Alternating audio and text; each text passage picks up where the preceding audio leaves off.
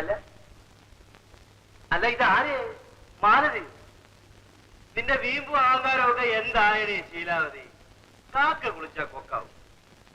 അപ്പോ വേലുവിന് നിന്നെ മതിയായി അല്ലേ? നിന്നെ എങ്ങനെയെങ്കിലും ഇവിടെ കൊണ്ടുവരുമെന്ന് ഞാൻ വേലുവിനോടാ വെല്ലുവിളിച്ചു. ഇതാ നീ തന്നെ താനെ വന്നെത്തിയിരിക്കും. ഗോപി, ഗോപി വിചാരിക്കുന്ന പോലല്ല ഞാനിവിടെ വന്നിരിക്കുന്നത്. കണ്ടോ ശങ്കരം പിന്നെയും തെങ്ങേ തന്നെ. മാലതി, ഞാൻ പറയുന്നത് കേക്ക്. നീ ഒരു വാക്ക് പറഞ്ഞാൽ ആ സെക്കൻഡിൽ ഈ നാശത്തിനെ ഗ്രാറ്റുവിറ്റി കൊടുത്ത് പറഞ്ഞേക്കാം. താക്കോൽ എന്റെ കൈ തരുകയും ചെയ്യാം. ഗോപി, ഞാൻ വന്ന കാര്യം മനസ്സിലാക്കാതെ എന്തിനാ അതും ഇതൊക്കെ പറയുന്നത്? ഗോപിയുടെ ചേട്ടന്റെ കാര്യം. ചേട്ടന് എടി വേലു എന്ന് പറയുന്ന തന്ത എല്ലടി എന്റെ തന്ത, പിന്നെ എന്തോന്ന് ചേട്ടൻ? ശരി പോട്ടെ, വേലുവേട്ടന് കുറച്ച് പണം ആവശ്യമുണ്ട്. ഓ, മൂക്കപ്പൊടി വാങ്ങിക്കാനായിരിക്കും. 2000 രൂപ പണം അടച്ചാൽ അങ്ങനൊരു ജോലി കിട്ടും. ഇന്ന് 10 മണിക്കുള്ളിൽ വേണം. എവിടെയൊക്കെയോ ശ്രമിച്ചു നോക്കി. അവസാനം എന്റെ കാക്ക തന്നെ വരേണ്ടി വന്നു. അല്ല, കുറെ കാലം ആയല്ലോ ഈ തൊഴിൽ തുടങ്ങി. ഒരു സമ്പാദ്യമില്ലേ കയ്യില്? അല്ല, പണം തന്നാ എനിക്ക് എന്തോ തരും?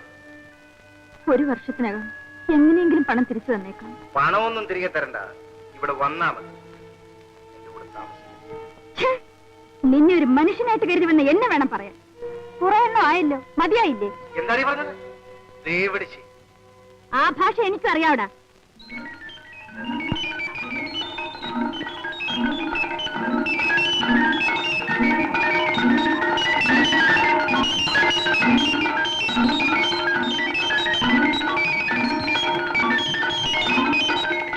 എന്താ, മതിയോ അതാ ഇനിയും കേൾക്കണോ? പലരുമായി ഇടപഴകിയവളുമാണ്, കിടന്നവളുമാണ്. ഇനിയും പറയട്ടെ, അല്പമെങ്കിലും ദയ തോന്നുമെന്ന് കരുതി ഞാൻ വന്നതാ. വെറും പെണ്ണുപിടിയൻ.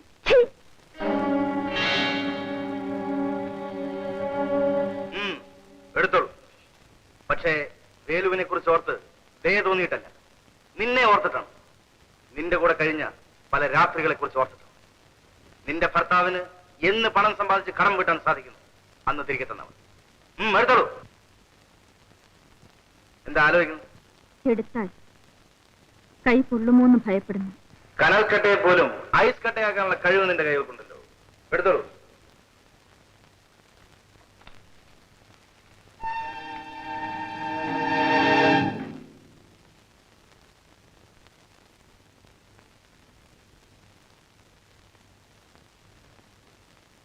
എന്താ ഇവിടെ വന്ന് ഒറ്റയ്ക്കിരിക്കുന്നത്?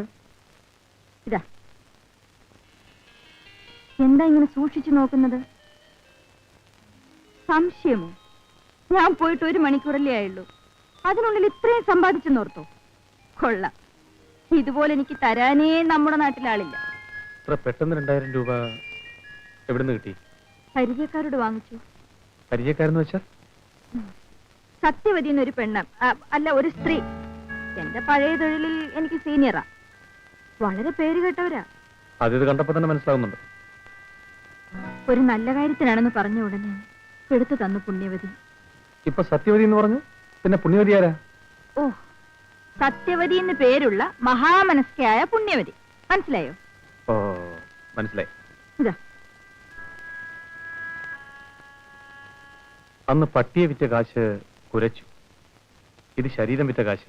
ഇതെന്ത് ചെയ്യുമോ ആവോ? ഇതാ കയ്യിൽ വെച്ച് നോക്കൂ.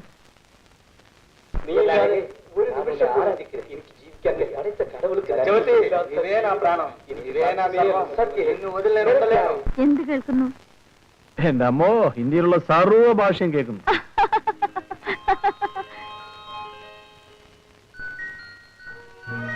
നിങ്ങൾ എത്ര സുന്ദരനാണെന്ന് അറിയാമോ? ഞാൻ എപ്പോഴും കണ്ണാടി കാണുന്നതല്ലേ. കൊതിയോ? എന്നാൽ ഇതൊന്ന് അലച്ചു വിട്ടെ. അയ്യോ, ഇതെന്താ ഇങ്ങനെ അലവലാതിയായിട്ട് കിടന്നെങ്കിലേ എന്റെ മുഖത്തിന് പവറുണ്ട്. ആദ്യമായിട്ട് ജോലിക്ക് പോവുകയല്ലേ? ജോലിക്ക് പോകുന്ന ഭർത്താവിനെ ഇങ്ങനൊക്കെ അയക്കണമെന്ന് നീ എവിടുന്ന് പഠിച്ചു? അയൽവക്കത്തുള്ള സ്ത്രീകൾ ചെയ്യുന്നതെല്ലാം ഞാൻ എത്ര ദിവസം നോക്കി നിന്നിട്ടുണ്ടെന്നറിയാമോ? ജോലി കഴിഞ്ഞിട്ടേ നേരത്തെ വീട്ടിൽ വരണം കേട്ടോ.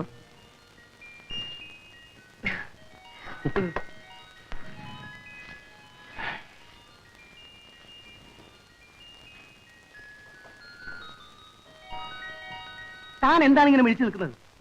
സാർ, എനിക്ക് വേണ്ടി 1 മണിക്കൂർ വെയിറ്റ് ചെയ്യണം. നല്ല സ്ഥലം ഞാൻ കാണിച്ചു തരാം. താൻ എന്താണ് ഈ പറയുന്നത്? ഇപ്പോൾ തന്നെ സമയം 7 എനിക്ക് 9 മണി ട്രെയിനിൽ പോകേണ്ടതല്ലേ? ഇങ്ങനെ ധൃതി കൂട്ടിയാൽ നല്ലതൊന്നും കിട്ടൂല സാർ. താൻ പോടും, ഞാൻ നോക്കിക്കോളാം. അങ്ങനെ അങ്ങ് ദേഷ്യം വന്നാലോ? 1/2 മണിക്കൂർ വെയിറ്റ് ചെയ്യണം. ഞാൻ ഇപ്പൊ പോയിക്കൊണ്ടുവരാം.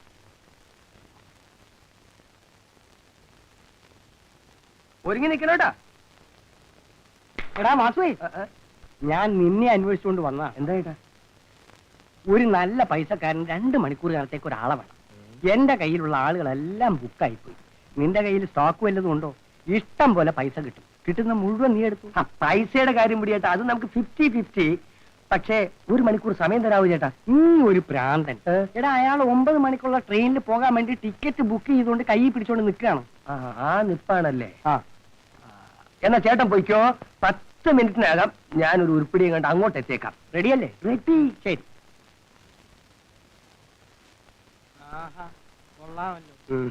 ഈ ലോഡ്ജ് പുതിയതാണല്ലേ? ഞാൻ ഇതുവരെ ഇവിടെ വന്നിട്ടില്ല. ഞാനേ ഇവിടെ ഒരു റൂം സ്ഥിരമായിട്ട് അങ്ങ് എടുത്തിട്ടിരിക്കുക. എന്നാ ഒരു കാര്യം ചെയ്തോ, പിടിച്ചോ, വിളിച്ചോ. നീ കേറിപ്പോര്. എവിടെയാണ്?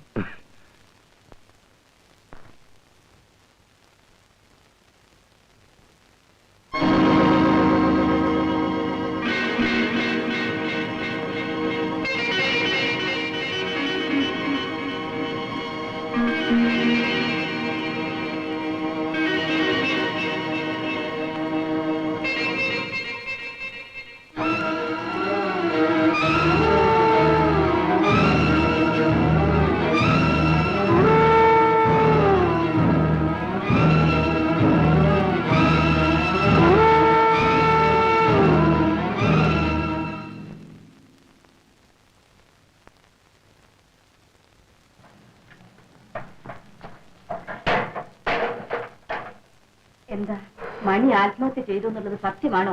സത്യമാണ്. പക്ഷേ അപമാനം സഹിക്കാൻ വയ്യാത്തതുകൊണ്ട് മാത്രമല്ലടി മണി ആത്മഹത്യ ചെയ്തത്. മകളുടെ ഭാവി, അതൊന്നു മാത്രമായിരുന്നു അയാളുടെ ലക്ഷ്യം. അത് തകർന്നതാണ് ഇതിനെല്ലാം കാരണം. നടന്നു. അതിനുവേണ്ടി കുടുംബത്തോടു കൂടി ആത്മഹത്യ ചെയ്യേണ്ടിയിരുന്നില്ല. പോട്ടെ, ഒരു അസ്തമയത്തിന് ഒരു ഉദയം. മണിയുടെ ജീവിതം അസ്തമിച്ചു. അയാളുടെ കസ്റ്റമേഴ്സ് എല്ലാം നമുക്കായി. നമുക്കൊരു പ്രൊമോഷൻ. അങ്ങനെ നമുക്ക് ആശ്വസിക്കാം. അമ്മേ, അച്ഛൻ എന്താണ് ജോലി?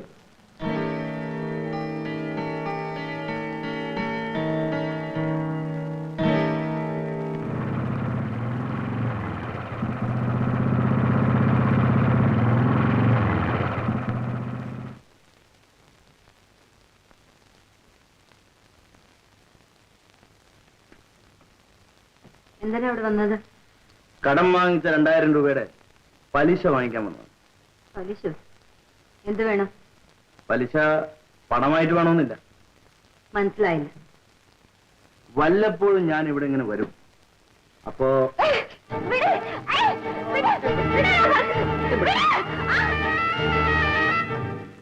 ഒരു സ്ത്രീയോട് ഞാൻ ഇതുപോലെ യാചിച്ചു.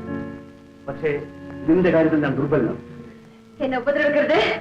എന്നും വന്ന് ഞാൻ ഉപദ്രവിക്കില്ല. മാസത്തിൽ ഒരിക്കൽ മാത്രം പലിശ തരണം. പുറത്ത് പോകാനാ പറഞ്ഞത്.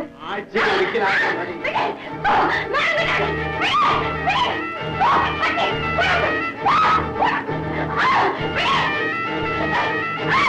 എന്റെ വേല വെച്ചാൽ എന്നോടൊപ്പം ഉള്ളത് നിനക്ക് സാധിക്കണടാ. എത്തിലെ പറക്കുന്ന പട്ടി, നീ മനുഷ്യനെ അല്ലടാ. പതിവ്രതമയാണ് അല്ലേ ഇതേവിളിച്ചി? നിന്റെ ഭർത്താവ് എന്ന് പറയുന്നതിനോട് അവന്റെ മുമ്പിൽ വെച്ച് നിന്നെ നശിപ്പിച്ചില്ലെങ്കിൽ എന്റെ പേര് ഗോപി എന്നാണ്. നീ മരിക്കണടാ.